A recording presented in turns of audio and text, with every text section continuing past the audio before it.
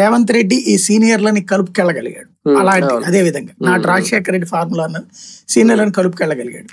అదే సందర్భంలో అధిష్టానం ఆయన్ని సీఎం క్యాండిడేట్ గా ఫైనల్ గా అనౌన్స్ చేయడంతో పాటు అప్పుడు రాజశేఖర రెడ్డి అప్పుడు ఎట్లయితే వేరే వ్యక్తిని తీసుకొచ్చి బీసీ వ్యక్తిని పిసిసి చీఫ్ గా సీఎం గా రెడ్డిని పెట్టడం ఎట్లయితే చేసిందో సేమ్ ఫార్ములాని ఇప్పుడు అనుసరించింది. ఈ ఫార్ములా రివర్స్ చెయ్యాలన్నటువంటి రూట్ లో తీసుకెళ్ళడానికి సిద్ధపడ్డారు బీసీ నాయకులందరూ. ఓడి ఉంటే గనక బీసీ నాయకులు ప్రెషర్ చేసి బీసీ నాయకులు సీఎం గా లేదు పొన్నం ప్రభాకర్ లేకపోతే ఇంకొకళ్ళ ప్రయత్నం జరిగి ఉండేది. వాళ్ళు ప్రయత్నించరు కానీ ముందు రేవంత్ దించమన్నప్పుడు ఏదో ఒక విధంగా ఎవరి పేరు అన్నప్పుడు బీసీని పెట్టండి అని చెప్తారు.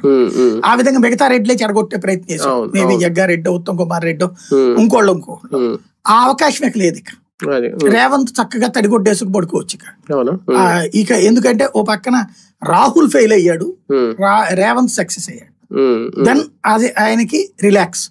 తెలంగాణ రాజకీయాల్లో ఇక రేవంత్ రెడ్డికి ఇక రేపు స్థానిక ఎన్నికల్లో కూడా నాకు తెలిసి 50-60% ఈజీగా గెలుస్తాడు కాబట్టి పెద్ద ప్రాబ్లం ఉండదు.